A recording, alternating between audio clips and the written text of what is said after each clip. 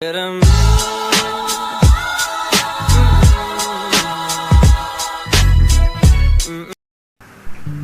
assalamualaikum warahmatullahi wabarakatuh. Perkenalkan, nama saya Rina Erliana, stambuk A221-21127. Saya dari Fakultas Keguruan dan Ilmu Pendidikan Universitas Tadulako. Program Studi Pendidikan Biologi kelas A. Saya dari kelompok 5. Di sini saya akan menjelaskan materi tentang hipotesis. Baik, perlu teman-teman ketahui, apa sih hipotesis itu? Nah, hipotesis atau hipotesa merupakan suatu pernyataan yang sifatnya sementara, atau kesimpulan sementara, atau dugaan yang bersifat logis tentang suatu populasi.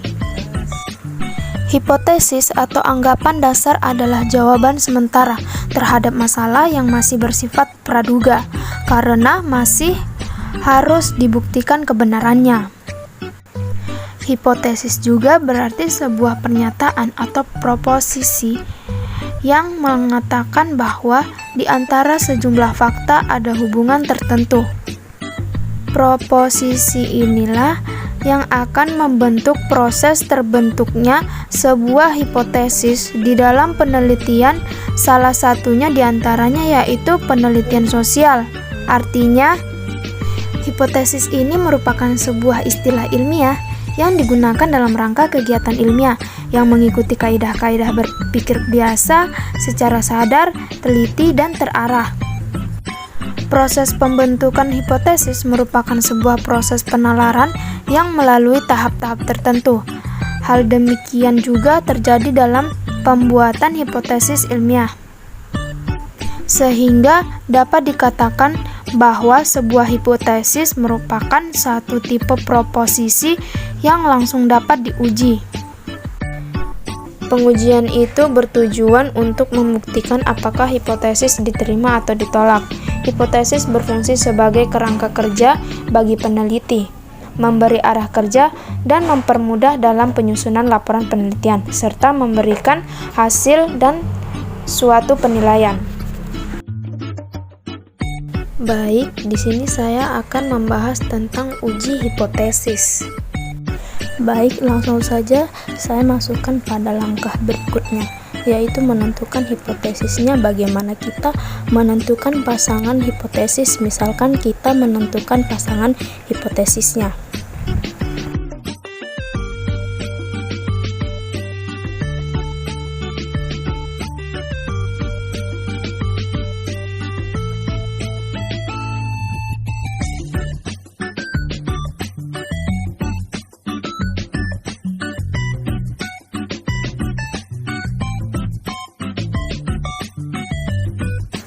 Misalkan HO.2, tentukan pasangannya menggunakan simbol Ru.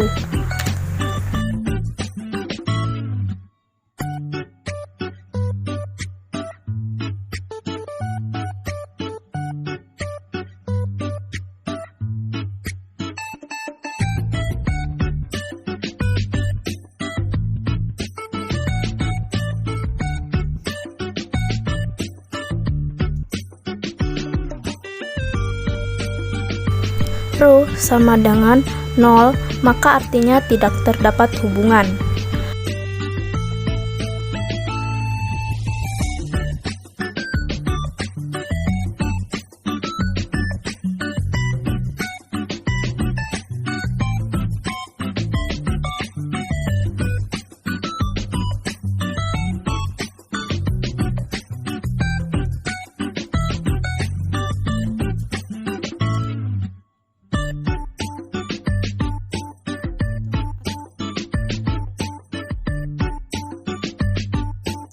Kemudian HA.2, kita menggunakan simbol yang pertama yaitu Ru.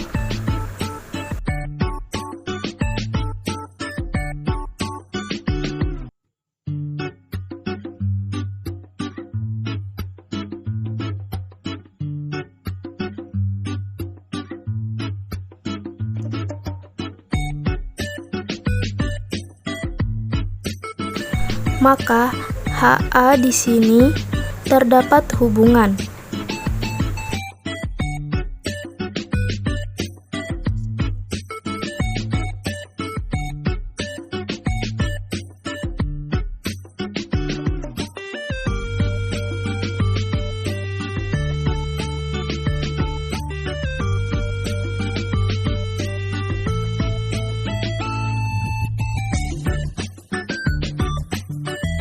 Nah, itu tadi menentukan hipotesis.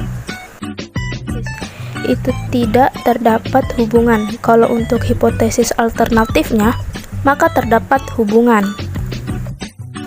Lanjut, untuk menentukan R-tabel, terdapat koefisien korelasi.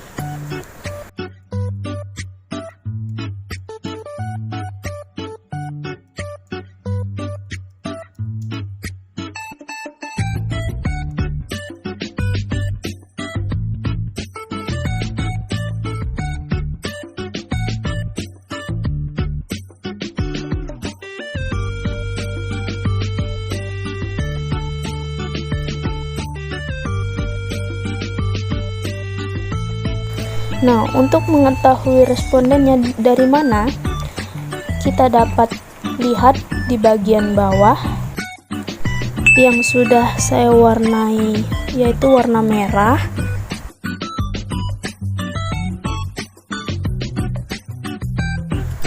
Maka kita bisa lihat di sini R-tabel sama dengan 0,44.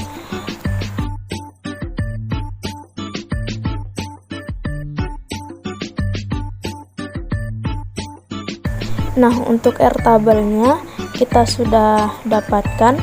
Selanjutnya kita akan menentukan R hitung. Kita di sini menggunakan rumusnya sama dengan kita menentukan yaitu R hitung titik 2 dalam kurung person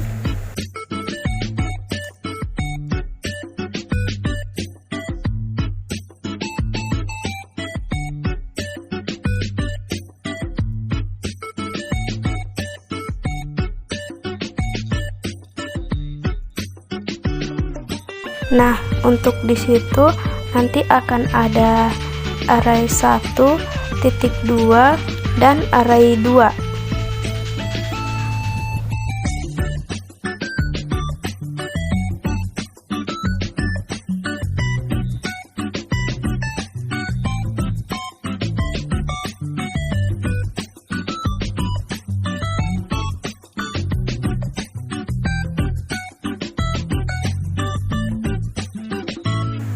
Kemudian kita enter.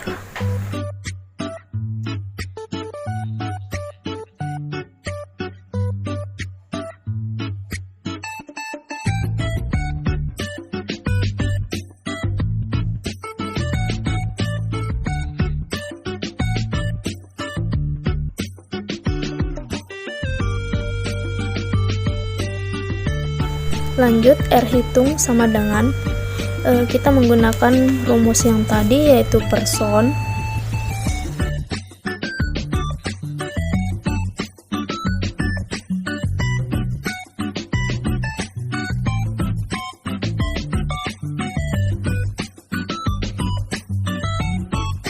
agar lebih mudahnya kita klik insert function biar muncul seperti ini. Kemudian kita blok array pertama,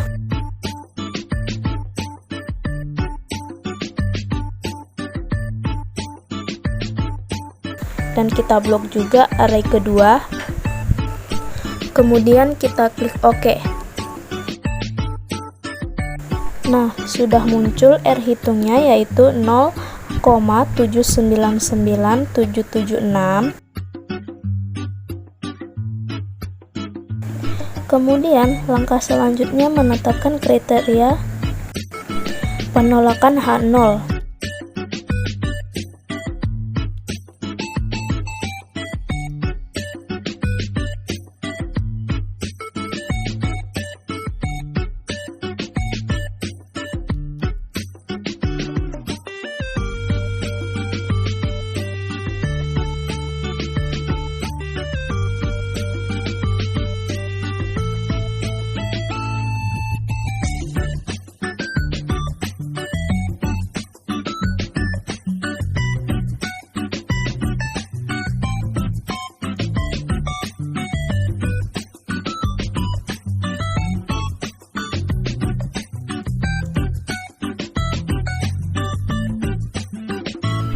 Selanjutnya, tolak H0. Jika R hitung lebih dari R tabel, maka kita dapat simpulkan R hitungnya itu adalah 0,7997 dan R tabelnya adalah 0,44. Maka di sini masuk pada kriteria penolakan H0.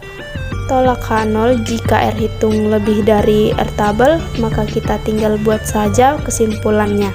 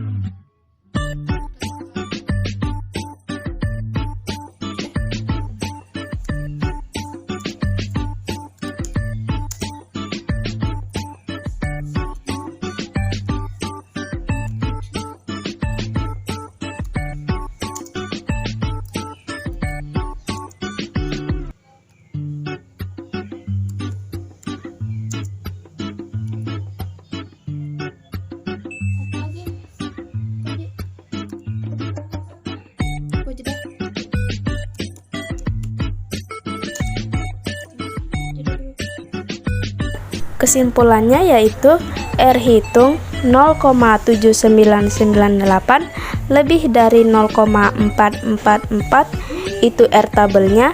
Jadi dari hasil uji hipotesis pada data lama belajar dan nilai UTS biologi, dapat saya simpulkan bahwa R hitung lebih dari R tabel, maka ini termasuk terima HA, tolak H0.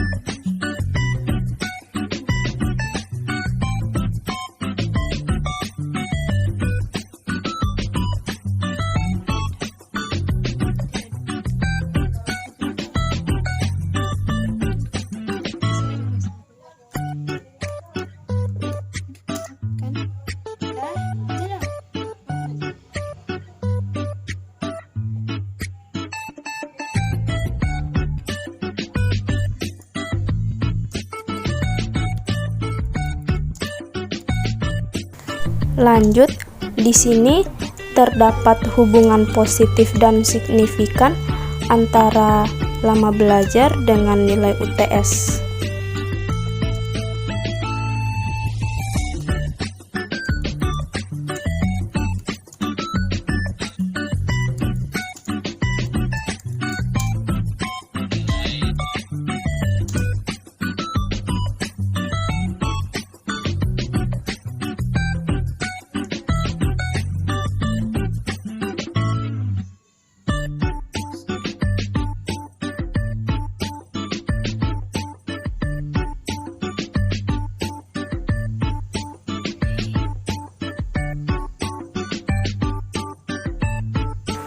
Baik, di sini saya akan bacakan kembali langkah-langkah. Yang pertama ada rumusan masalah, kemudian menentukan hipotesis, menentukan pasangan hipotesisnya, kemudian menentukan R tabel, selanjutnya ditentukan R hitungnya atau dicari menggunakan rumus Person, kemudian menggunakan array 1, titik 2 array 2, lalu enter.